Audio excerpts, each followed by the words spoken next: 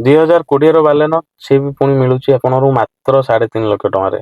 ଯେଟା ମଡେଲ ଅଛି touch screen music system, push button start ସବୁ ଜିନିଷ ଆଭେଲେବୁଲ ରହିବ।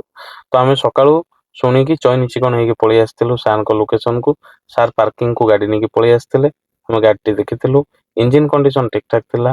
ଇଞ୍ଜିନ ଅଏଲ ବି ଠିକ ଠାକ ଥିଲା ଆଜ୍ଞା। ଚଳିବ। ଗାଡିର ଇଲେକ୍ଟ୍ରିକାଲ ଆଉ ଇଲେକ୍ଟ୍ରୋନିକ୍ସ ପାର୍ଟ ମଧ୍ୟ ସବୁ ୱାର୍କେବୁଲ କଣ୍ଡିସନ ଥିଲା। ଆଉ ଆପଣ ଜମା ବି ବୁଲନ୍ତୁ ନାହିଁ, ଶେଷ ପର୍ଯ୍ୟନ୍ତ ଭିଡିଓ ଟିକେ ଦେଖନ୍ତୁ। କିପରି ଭାବରେ ଆପଣ 3.5 ଲକ୍ଷ ଟଙ୍କାରେ ବାଲେନୋ ଗାଡି ପାଇବେ ନିହାତି ଭାବରେ ଦେଖନ୍ତୁ ଆଜ୍ଞା। ତ ଆମେ ଗାଡିଟିକି ଟ୍ରାଏଲ ନେଇଥିଲୁ। ଟ୍ରାଏଲ ନେଲା ପରେ ଆମକୁ ଲାଗିଥିଲା ଗାଡିର ସବୁ ଠିକ ଠାକ ଅଛି। କେବଳ ଷ୍ଟେରିଂ ରେ ଆବନର୍ମାଲ ନଏଜ ଅଛି, ଯୋଉଟା କି 10-15 ହଜାର ଟଙ୍କା ଖର୍ଚ୍ଚ କଲେ ଆପଣଙ୍କର ଗାଡି ପୁରା ରେଡି ହେଇଯିବ ଆଜ୍ଞା। ତ ଗାଡିର ଯେତେବେଳେ ଆମେ ଟ୍ରାଏଲ ନେଇକି ଆସିଲୁ, ଆସିଲା ପରେ ଆମେ ଗାଡିକୁ ପୁରା ଓଭରଅଲ ଭଲସେ ଚେକ୍ କରୁଥିଲୁ। କାହିଁକି ନା 20ର ବାଲେନୋ 3.5 ଲକ୍ଷରେ ମିଳୁଛି। ତ ଯେତେବେଳେ ଆମେ ପୁରା ଭଲସେ ଆମେ ଚେକ୍ କରୁଥିଲୁ, ଦେଖିଲା ବେଳକୁ ଗାଡି ଆକ୍ସିଡେଣ୍ଟାଲ କଣ୍ଡିସନରେ ଥିଲା ଆଜ୍ଞା। ଯୋଉଟା ଆକ୍ସିଡେଣ୍ଟାଲ ରିପେୟାର ମଧ୍ୟ ହେଇଛି। ମେଜର ଆକ୍ସିଡେଣ୍ଟ ଥିଲା।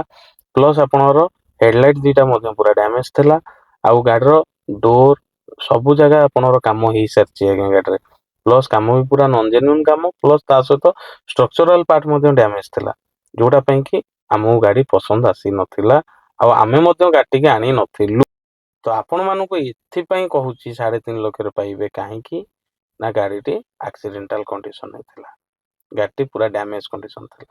ଏଇଟା କହିବାର ରିଜିନ ହେଲା ଏୟା ଯେ ଆମ ପାଖକୁ ପ୍ରାୟ ଲୋକ ଆସନ୍ତି ଯେ କୁହନ୍ତି ଆଜ୍ଞା ସିଏ କମ ରେ ଦଉଛନ୍ତି, ଇଏ କମ ରେ ଦଉଛନ୍ତି, ଏଠି କମ ରେ ମିଳୁଛି। ଆଜ୍ଞା ଗୋଟେ ଜିନିଷ ଆଜ୍ଞା ମନେ ରଖନ୍ତୁ, କେବେ କେହି ବି ଆଜ୍ଞା କମ ରେ ଦେବେ ନାହିଁ ଆଜ୍ଞା। କମ ରେ ଆପଣଙ୍କୁ ସେଇ ଗାଡି ମିଳିବ ଯେଉଁ ଗାଡିରେ ଆପଣଙ୍କର କାମ ଥିବ ଆଜ୍ଞା। ତ କେବେ ବି ଶସ୍ତା ଶୁଣିକି ହୀନସ୍ତା ହୁଅନ୍ତୁ ନାହିଁ।